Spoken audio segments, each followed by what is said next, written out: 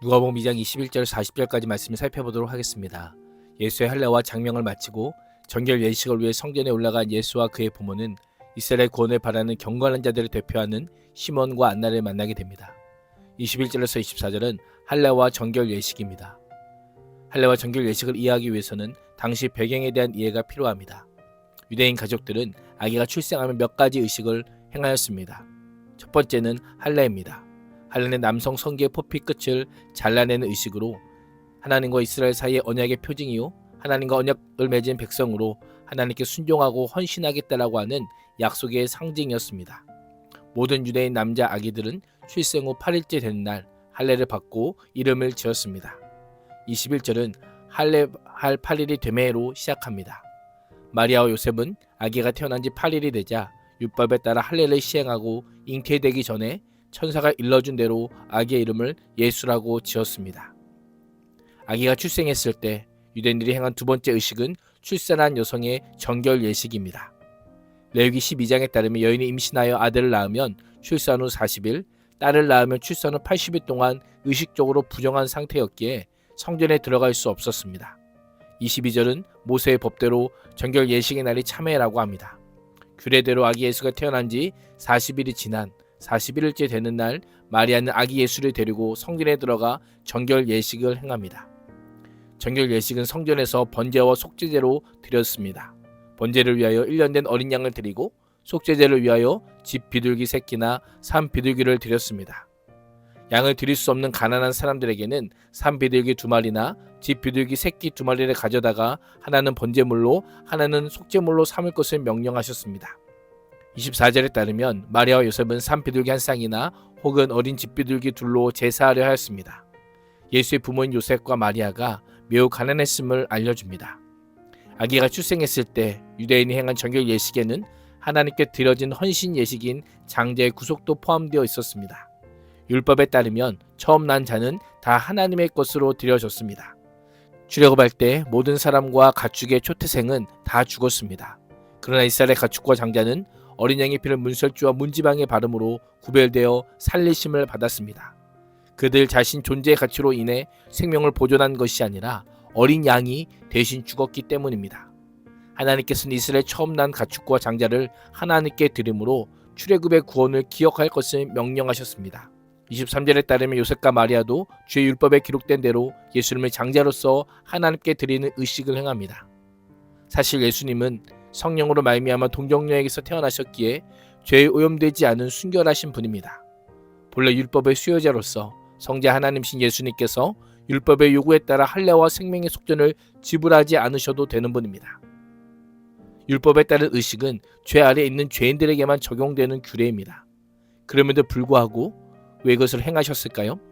율법 아래 있는 백성들을 구원하시기 위함입니다. 그래서 갈라디아서 4장 4절에서 5절은 때가 참에 하나님이 그 아들을 보내사 여자에게서 나게 하시고 율법 아래 나게 하신 것은 율법 아래 있는 자들을 속량하시고 우리로 아들의 명분을 얻게 하려 하심이라 라고 말씀하고 있습니다.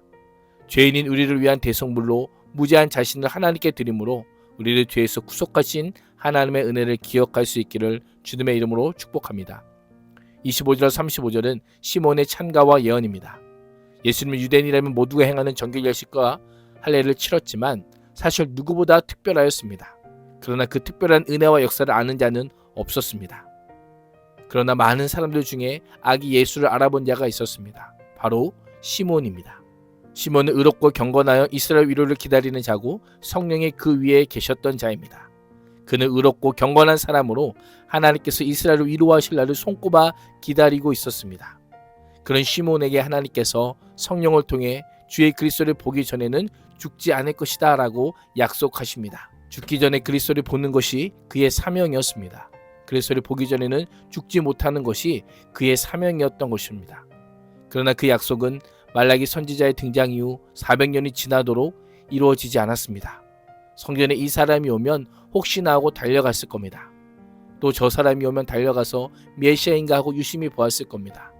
언제 어떻게 메시아가 오는지 알 수 없었기에 긴장 가운데 초조함으로 기다렸을 것입니다. 성령의 지시를 받고 예수님을 기다리며 살던 어느 날 시몬 인생에 기적과 같은 일이 일어납니다. 27절은 성령의 감동으로 성전에 들어가매라고 시작합니다. 시몬이 성령에 이끌려 성전에 들어가자 메시아를 만나게 된 것입니다.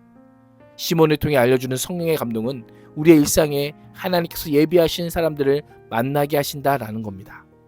그리스도인의 삶이 무엇입니까? 성령의 감동에 이끌려 하나님의 인도하심을 받는 삶입니다.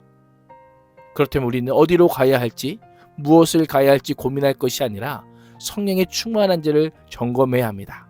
성령의 감동으로 일상을 살고 있는지를 돌아보고 성령에 이끌려 사는 기쁨을 누려야 합니다.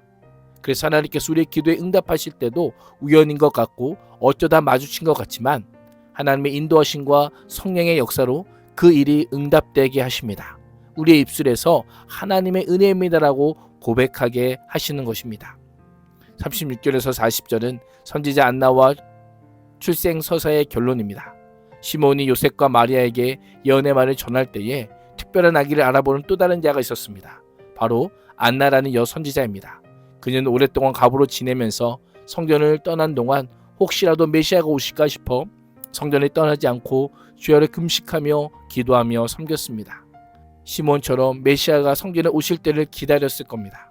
시몬이 아기 예수를 향해 찬송과 예언하는 모습을 보고 안나가 그들에게 다가옵니다. 그녀는 하나님께 감사한 후에 돌아가 예루살렘의 속량을 바라는 모든 사람들에게 이 예수 그리스도를 전합니다.